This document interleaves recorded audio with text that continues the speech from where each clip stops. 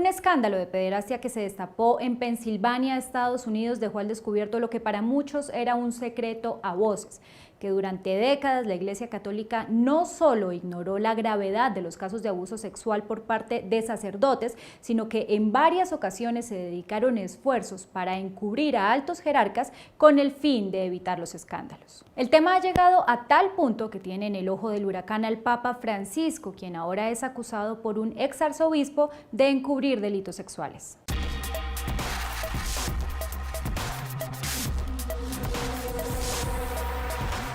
Aunque en los últimos 25 años varios escándalos de pederastia han sacudido a la Iglesia Católica, el caso de Pensilvania en Estados Unidos parece estar marcando un punto de quiebre. Se trata de una vasta investigación judicial en la que se halló evidencia creíble contra más de 300 curas abusadores y se identificó a más de 1000 víctimas menores de edad en décadas de abuso sexual en 6 de las 8 diócesis de ese estado. La investigación, una de las más exhaustivas en lo que se refiere a delitos sexuales dentro de la Iglesia en Estados Unidos, fue recopilada en un documento de más de 1400 páginas sobre abusos sexuales de menores, niños, niñas y adolescentes que en algunos casos fueron manipulados con alcohol y pornografía. El fiscal general de Pensilvania explicó que las pesquisas, que se realizaron durante más de 18 meses, revelaron además un encubrimiento sistemático de los abusos por parte de funcionarios eclesiásticos en Pensilvania y el Vaticano. De hecho, señaló el fiscal, casi cada instancia de abuso que fue hallada es demasiado antigua como para presentar cargos.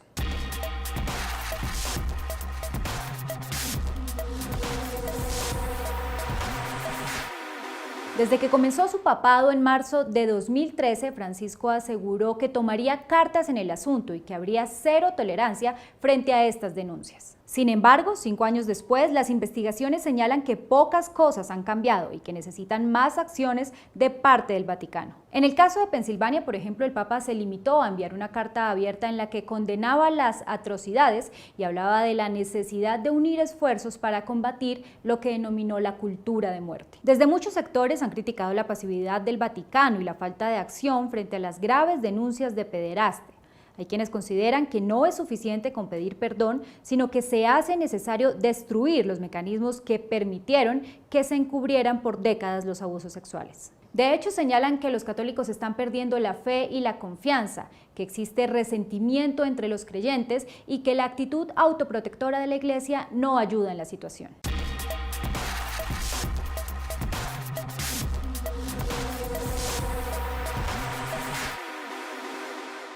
El arzobispo Carlo Vigano, ex embajador de Estados Unidos en el Vaticano, acusó en una carta pública al Papa Francisco de haber retirado las sanciones contra el cardenal estadounidense Theodore McCarrick, quien era señalado de comportamiento inmoral contra seminaristas y curas. La carta de 11 páginas fue revelada simultáneamente en varias publicaciones católicas estadounidenses de tendencia tradicionalista o ultraconservadora, así como en un diario italiano de derecha. Vigano, de 77 años y quien fue nuncio en Washington entre 2011 y 2016, aseguró que Benedicto XVI le había impuesto sanciones a ese cardenal a finales de los años 2000. El prelado debía dejar el seminario en el que vivía, evitar cualquier contacto con el público y vivir una vida de penitencia. De hecho, aseguró que en 2006 escribió una nota sobre McCarrick a su superior en Roma, donde sugería incluso un tratamiento médico para él. Sin embargo, asegura, el Papa Francisco ignoró sus advertencias y anuló las sanciones impuestas por Benedicto. El cardenal McCarrick, de 88 años, presentó en junio pasado su carta de renuncia como miembro del Colegio Cardenalicio.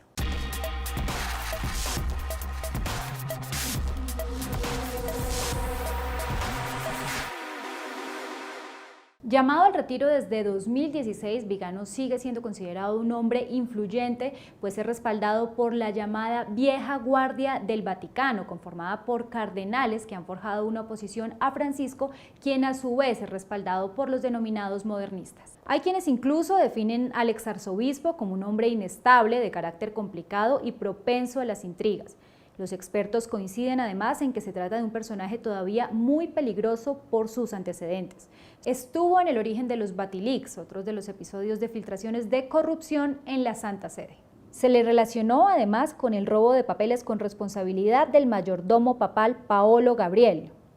El robo masivo y más grave de documentos que terminaron publicados en un libro titulado Vaticano, Sociedad por Acciones y en una serie de documentos titulados Lo que el viento se llevó en el Vaticano.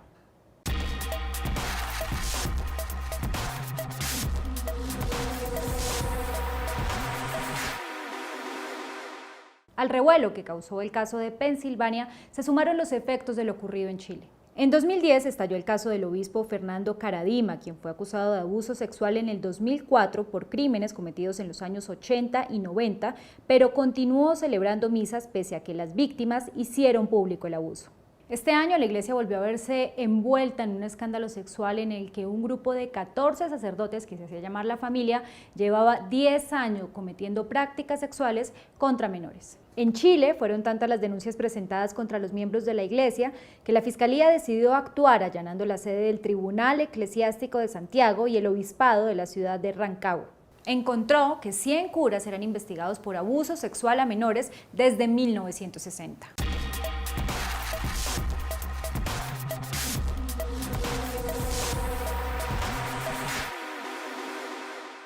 En Irlanda el tema de la Iglesia Católica también es complicado. En los últimos años el país ha enfrentado casos de abuso sexual de menores, maltratos, ventas de bebés, esclavitud en los negocios de las monjas y abortos. Una investigación reveló que al menos 2.500 menores fueron víctimas de violencia sexual y abusos por parte de 400 religiosos y religiosas.